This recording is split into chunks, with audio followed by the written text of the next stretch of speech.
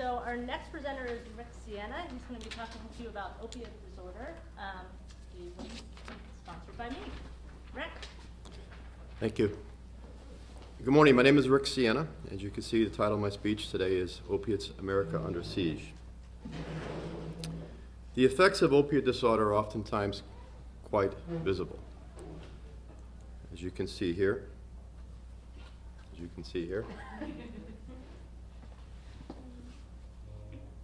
Use the arrow.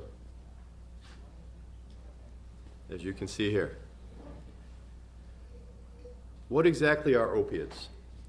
Opiates are drugs such as your morphines, codeines, and they're derived from a plant called the poppy plant.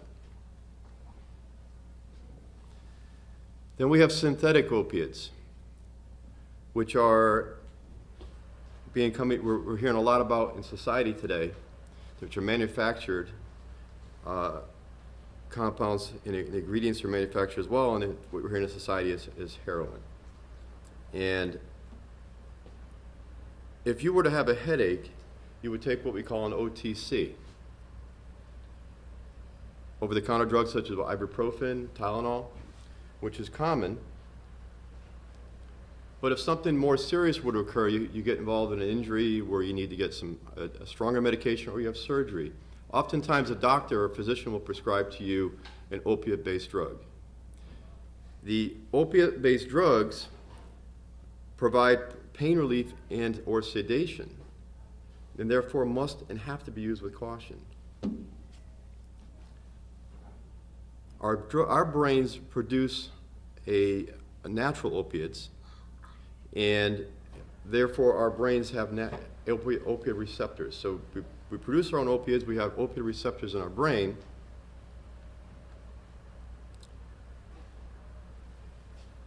And when we use drugs, external opiates, drugs, they work by binding to our receptors that we have in our brain. They stimulate the receptors, and therefore our bodies recognize these drugs, these external opiates, as natural opiates. The higher the abuse of these external drugs, the less our body produces its natural opiates. If you can follow that. Therefore, if you were to stop taking the drugs, the external opiates, our body will go into a distress mode when you stop taking the drugs. The distress mode oftentimes creates a negative response, which is intolerable. We refer to that as withdrawal. Take a look at some of the symptoms of withdrawal, none of which are pleasant.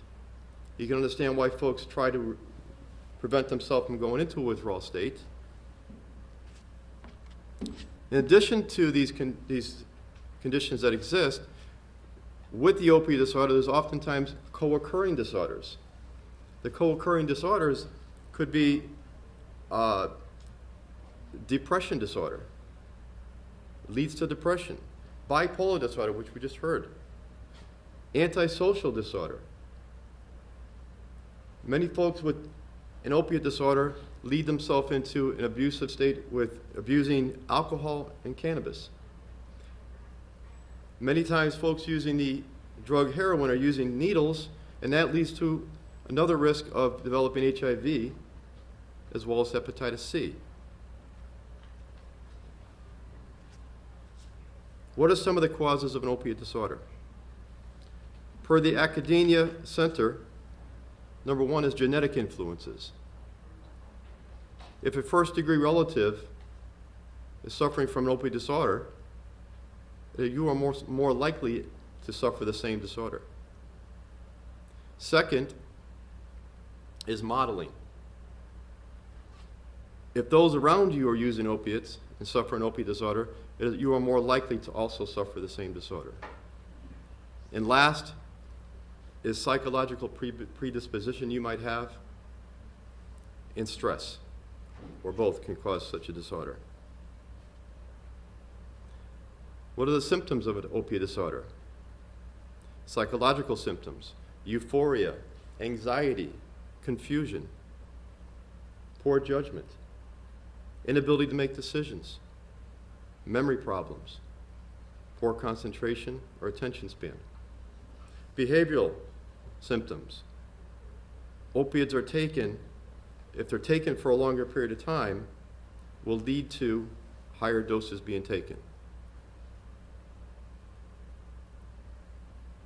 All your focus becomes on one thing, and that one thing is getting high. You focus on that and that alone. You can no longer meet life responsibilities. What might be important to you today, school, work, family, yourself, you might be important. All that becomes unimportant. What becomes important is one thing. You live every day for one thing, to get high. So what are the treatments? What are some of the treatments available for opiate disorder? You may have heard talk throughout the country of folks being referred to a form of opiate replacement therapy, otherwise known as methadone clinics. Methadone is a drug that's issued to counter the effects. It actually creates a replacement for the heroin. It's a stepping stone down. It's a long way to go yet. I can guarantee you've all heard recently in the news talk about Narcan. Narcan, naloxone, is a drug that's being issued to first responders now because of the epidemic. It's a nasal spray that's sprayed into the nostrils of a person who's unconscious, oftentimes in cardiac arrest, because of an opiate overdose. And this can reverse that and bring them out of the state and save their life. Other forms, longer term of rehabilitation, is drug counseling. It works if that person wants to accept that counseling. And another program that I have seen firsthand that I have great respect for, and that's Narcotics Anonymous. It's a fellowship. I'm sure you've heard of it, and some of you might be familiar with it. Why it works, I don't know. I've been in the meetings, I've sat in, I've seen the results personally with friends of mine. Another great program, another great way to get himself on a road to recovery. According to an article published in April of 2014 by the National Institute on Drug Abuse, 2.5 million people suffer from opiate disorder in this country. 2.5. Opiate pain relievers prescribed in the United States. Doctors prescribe opiate pain relievers in this country. Think about this, in 1991, 76 million prescriptions were issued. That sounds pretty high. Listen to this now. In 2013, that number went from 76 million to 207 million prescriptions for opiate drugs by doctors. The attention has been focused on them in the last year or so. Those numbers are starting to come down. Growing evidence suggests that abusers of prescription opiates are now shifting to heroin because its prescriptions are becoming less available. And that's what we're seeing taking place in our communities throughout this country. The amount of deaths have quadrupled in the past 20 years from opiates in this country. On a personal note, my neighbors went out, make a brief trip to a store, came home, only to find their 17-year-old son. A needle stuck in his arm on the floor, overdosed, lost his life to opiates. He was a good kid. My background is in law enforcement. I have 28 years of experience, retired from this city. I responded to this parking lot at Middlesex Community College. A security officer found a young man, student, in the car unconscious. And when I got here, he was in cardiac arrest. I took him out of the vehicle, began doing full-blown CPR on this kid, providing him an opportunity to live. He's alive. I don't know if he's alive today. He left that day. We saved his life. He was in cardiac arrest from an opiate. So he had a needle in his arm. He was shot with heroin in this parking lot. The medic showed up and gave him Narcan. Narcan, one of the problems with Narcan for the medics is when they shoot him up with Narcan, it reverses the effects. They come out violent from that episode. This young man that I saved his life, now I'm in a parking lot in a fight with this kid trying to save my life and a vicious attack on me.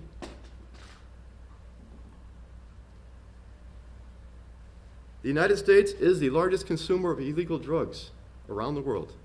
We're looked upon by other countries I don't know if they're laughing at us or what it is, but we are the largest consumer of illegal drugs. Crime is driven by drugs.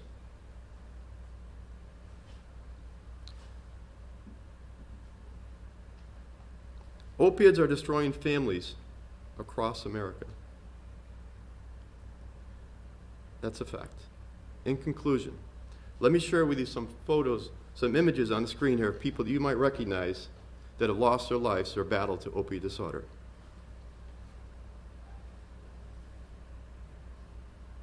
River Phoenix, Jim Belushi. Some familiar faces? Chris Farley, Janis Joplin, Corey Monteith,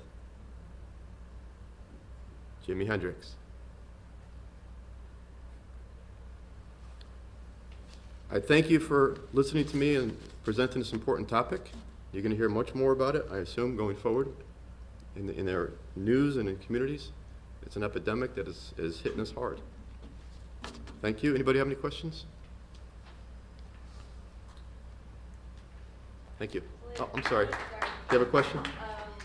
So, I mean, I've heard a lot about like Narcan going on. Yes. And so, it's like, so that stops the effects and it makes them become violent because they're coming out of the, like, I've never gotten an answer. I've asked a few of the physicians at Middlesex Hospital why they come out of it in a violent state. I don't have the answer for that. I wish I did. All I know is when they wake up, they come out, they wake up and they wake up in a state of confusion and they become very violent. The medics right now working the ambulances are they're being trained currently to defend themselves in the back of the ambulances because it's happening more frequently. I saw firsthand in the parking lot here what happens, and it's unfortunate. You're saving them, but they're not doing it intentionally. It's something that's uncontrollable. In the back, yes. Do you think this epidemic might be in part caused by the large overprescription of these drugs by pharmaceuticals and doctors? I believe research has shown that there's been a huge connection to the prescription drug being issued. You saw the numbers I brought up. 207 million prescriptions in 1 year. That's a lot.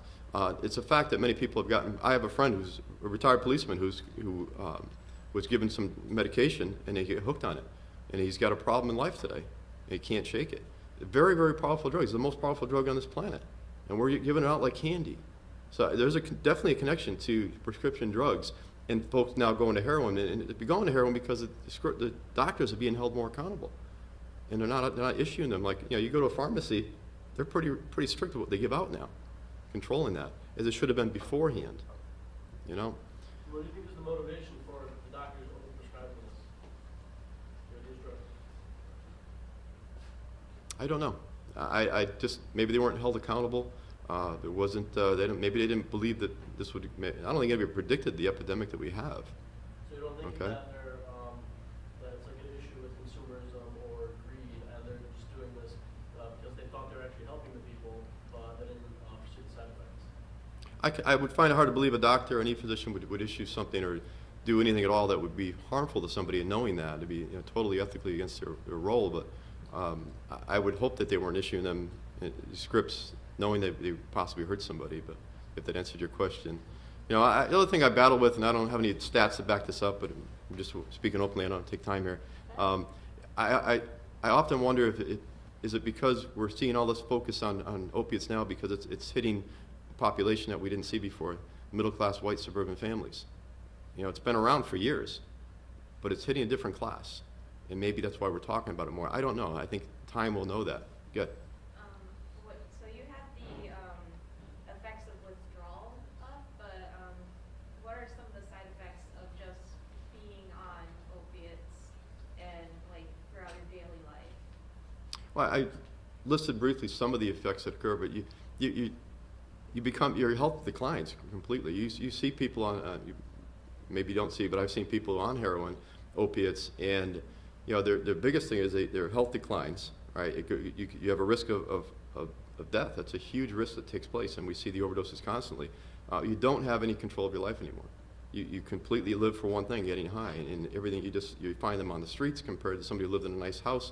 Now they're out in the streets, and the the list is forever long, and I don't know how much time we have. I know, but I mean, take the time and just sit down with somebody who's got a heroin addiction, and you'll hear how bad their life is. My neighbor's nephew, same thing. He's over every day, and I didn't want to go into. I have a sister who's now hooked on heroin.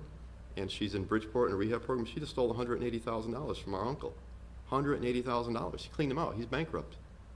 Right? I had to go to court and take over his bank accounts during to stop her from taking his money. All right? It's damaging. Right? It hits my family. Somebody here might be saying, I can personally relate to this. If it hasn't, it's a matter of time before it does. Okay? It's a serious problem that we need to really take care of in our country. Any other questions for Rick? Thank you very much. Thank